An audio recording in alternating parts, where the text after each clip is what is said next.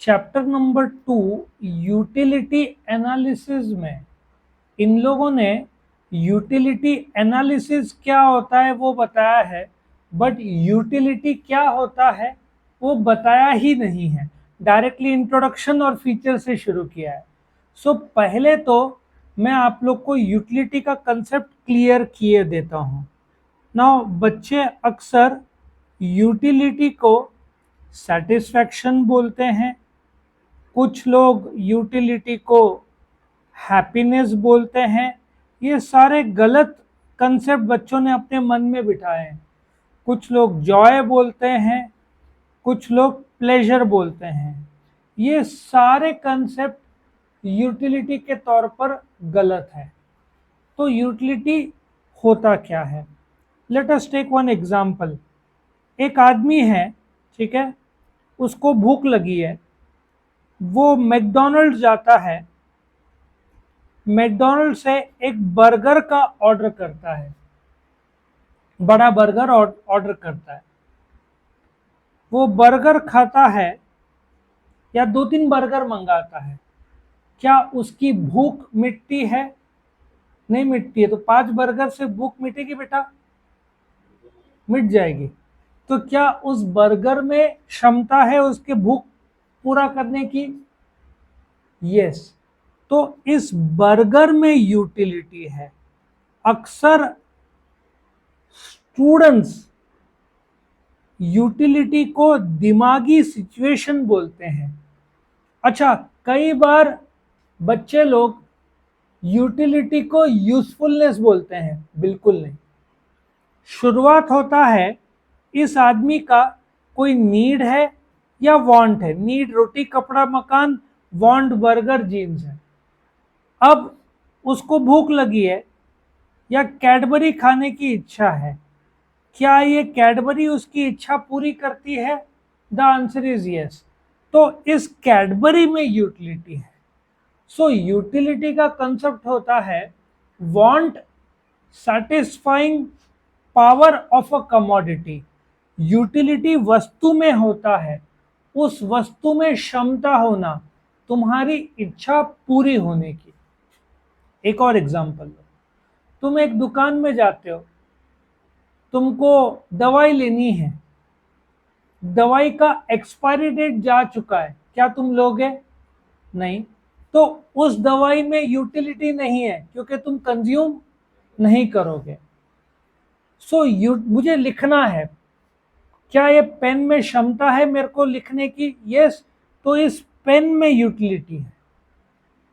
तुमको मोबाइल में चैटिंग करना है फ्रेंड से, व्हाट्सएप चैट मोबाइल से कर पा रहे हो तो मोबाइल में यूटिलिटी है।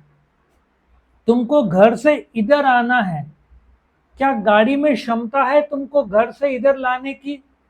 इफ यस, तो किस में यूटिलिटी है? गाड़ी में यूटिलिटी है।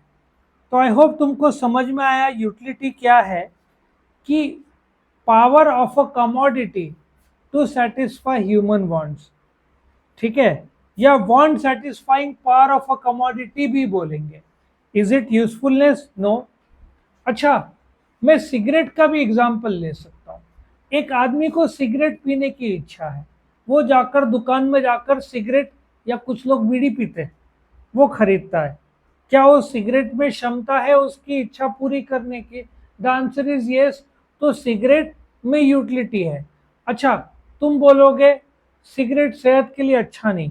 यूटिलिटी एथिकली न्यूट्रल है, वो अच्छा या बुरा की बात नहीं करता। मैं दारू का भी एग्जांपल लिया तो वैलिड है, क्योंकि इकोनॉमिक्स एथिकली न्यूट्रल है, कि एग्जांपल अच्छा बुरा नहीं होता। एक आदमी को पीने की इच्छा है, दारू में क्षमता है पीने की इच्छा पूरी करने की, तो दारू में यूटिलिटी है। हाँ, हेल्थ के लिए अच्छा बुरा वो बात की बात है। फिलहाल उसकी इच्छा पूरी की ना, तो उस दारू में यूटिलिटी है। लॉजिक समझ में आया? क्योंकि हम यूजफुलनेस की बात नहीं कर रहे हैं, हम हैप्पीनेस की बात नहीं कर रहे हैं, हम जॉय की बात नहीं कर रहे हैं, हम प्लेजर की बात नहीं कर रहे हैं। ये सब दिमागी फीलिंग है। दिमागी फीलिंग यूटिलिटी नहीं है।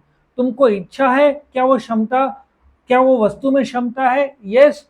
तो उस वस्तु में यूटिलिटी कहलाएंगे। तो अभी यूटिलिटी एनालिसिस क्या है? सिंपल सी बात है, एक कंज्यूमर का बिहेवियर जिससे वो अपना सेटिस्फैक्शन मैक्सिमम कर सके, वस्तु में क्षमता होना जिससे उसकी इच्छा मैक्सिमम पूरी हो सके। अब याद रखो, डिमांड चैप्टर यूटिलिटी के बाद क्यों आता है? चैप्टर नंबर 2 यूटिलिटी और 3 ये डिमांड क्यों है?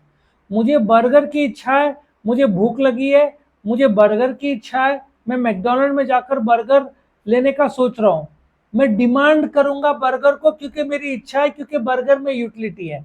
इसलिए डिमांड का जन्मदाता कौन है? यूटिलिटी। क्योंकि डिमांड, बर्गर में मेरे भूख पूरा करने की क्षमता है, इसलिए मैं बर्गर का डिमांड करूंगा। अच्छा, यूटिलिटी कैसा है? क्योंकि मुझे इच्छा हुआ। सो डिमांड का जन्मदाता यूटिलिटी, यूटिलिटी का जन्मदाता नीड या वांट, नीड या वांट का जन्मदाता इंसान। आया समझ में? और इंसान है तो इकोनॉमिक्स है।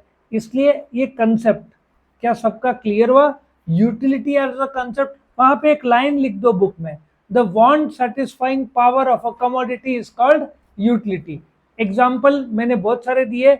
मैकडॉनल्ड्स बर्गर लिखो, to a hungry man burger has utility. हो गया तुम्हारा। लॉजिक समझा? ओके।